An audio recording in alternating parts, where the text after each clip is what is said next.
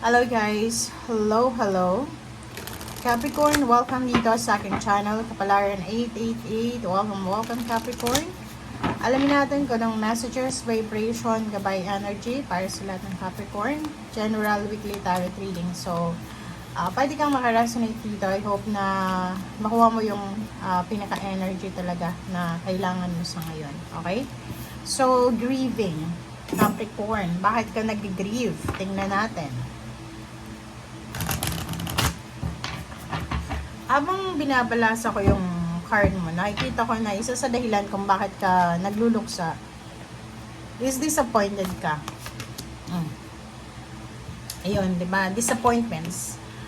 Isa sa dahilan kung bakit ka malungkot, parang may depression or pwedeng anxiety, pinakamataas na yung anxiety dito.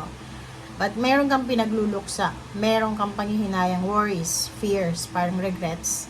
Kasi sobra kang naghihintay yung expectation mo. Pwedeng nag-expect ka na this Christmas, makaka-uwi ka ng Pilipinas, pwedeng makakapagbakasyon ka, ma-approve yung leave of absence mo, naghihintay ka ng pera, it's either lump sum, payouts, payments, inheritance, or malaking halagang pera. But, unfortunately, nakikita ko sa'yo dito na still waiting ka pa rin sa linggong ito. So, ibig sabihin, nakikita ko sir dito na malungkot ka or undecided, undetermined ito na hindi mo alam kung ano yung next action mo or hindi mo alam kung ano yung gagawin mo sa mga susunod. Okay? So, naghihintay ka kung kailan na darating yung hinihintay mo, naghihintay ka ng development, naghihintay ka kung kailan na matutupad yung pangarap mo. Disappointed ka kasi may in-expect ka ditong pera or pwedeng bonus or pwedeng masayang Christmas or holiday or New Year's Eve, but nakikita ko na disappointed ka. Okay, pwedeng nawalan ka ng trabaho, nawalan ka ng negosyo, sorry, nagkaroon ka ng kaaway or hidwaan, parang ganun. So, medyo disappointed ka dito. Bating na natin. Okay, Five of Swords. So, nakikita ko sir dito na kinakailangan mong i-let go itong emotion na to. Okay? Capricorn, kung nanonood ka sa ngayon, focus ka dito sa energy na to, okay? Five of Swords. Ibig sabihin yan, kung disappointed ka, feeling mo ang tagal ng nangyayari. Ba't ang tagal kong makagraduate, ang tagal kong ma-promote, ang tagal kong makaipon, parang gano'n. So, yung energy na yon, i-let go mo siya sa linggong ito. Okay? Huwag kang masyadong mabilis gumawa ng action. Huwag kang masyadong aggressive. Impulsive and aggressive. Parang gano'n. Okay? Huwag na huwag mo yung gagawin. Three of Wands, same day dito sa waiting game na to. So, ano man itong hinihintay mo Capricorn, let go, let God, let it flow. Okay? Kaya yun yung sinasabi ko sa iyo.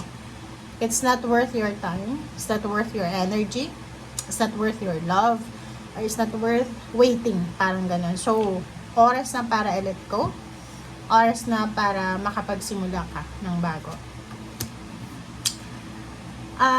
So yun, nakikita ko offer. Pwedeng may taong magkasala sa'yo, naghihintay ka ng apology, or magka-reconciliation, reconcile kayo, or renewal, parang gano'n. May humingi ng tawad, pero walang dumarating.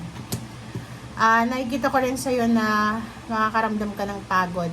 Okay? Mapapagod ka sa linggong ito. Parang exhausted, drain yung energy mo. Parang feeling mo konting galaw mo lang, pagod ka na. Okay.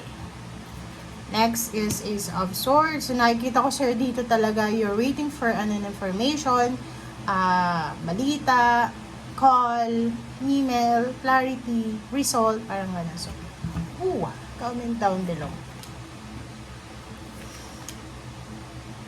Okay. Mag-iingat ka. Okay, be careful. Ingat-ingat ka kasi sa usaping relationship, intimate, mag-asawa, mag-boyfriend, girlfriend, possible or possible dito na may third party. Pwedeng ikaw, may nagkakagusto sa'yo or sa person mo, or pwedeng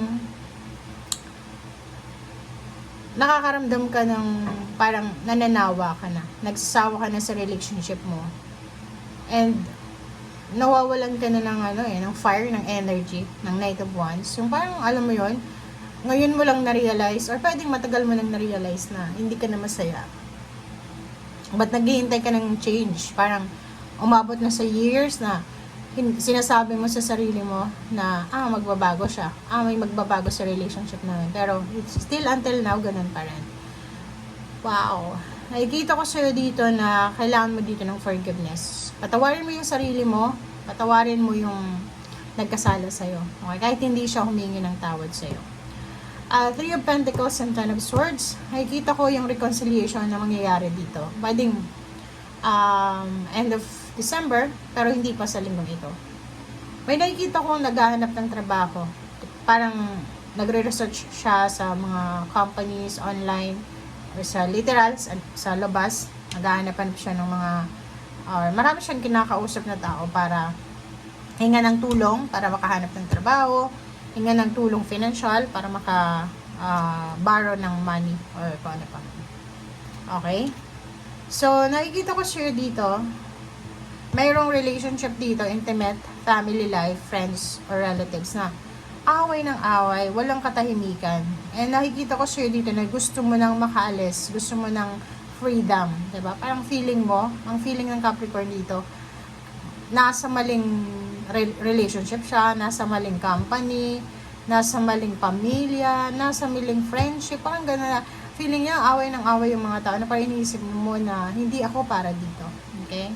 Ang environment na to is toxic to para sa akin. So, naghahangad ka ng freedom.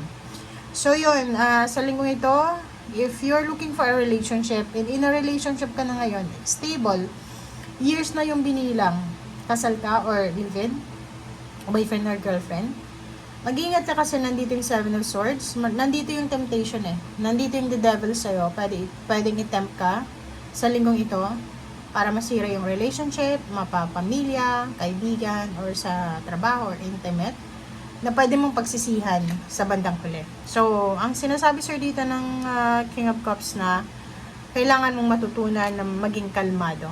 Okay? Kalmahin mo yung sarili mo. Kasi, end of the day, pagsisisihan mo to, yung pagiging aggressive mo, pagiging possessive mo, pagsisisihan mo yan.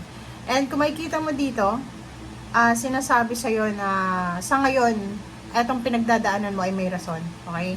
Kita mo tong justice card, good karma. Sinasabi siya na pwedeng hindi mangyari sa linggong itong good karma na to, pero parating na siya. Pwedeng hindi dumating sa linggong ito yung victory and success, recognition, awards, rewards, family gatherings or anything. Success, prosperity, and abundance. Yung halimbawa na graduation or pwedeng makapasa ka sa board exam, mapanalo mo yung kaso, parang ganon. Yung physical health, healing, parang ganon, and celebration. Huwag kang mawala ng pag-asa sa ngayon. Kasi etong 4 cards na to is parang, it's a confirmation na anumang pinagdadaanan mo sa ngayon is on the way ka na papunta dito. Diba? Hindi naman puro sarap. Kasi minsan, after natin maghirap, dun papasok yung success. So, huwag mong i-give up yung mga bagay-bagay na alam mo na kailangan mo pa. Pero ito, nasa unahan, sinasabi kong matagal ka nang naghihintay, it's time na siguro na mag-isip ka kung tama ba pa itong ginagawa mong paghihintay. Okay? Thank you guys. Bye!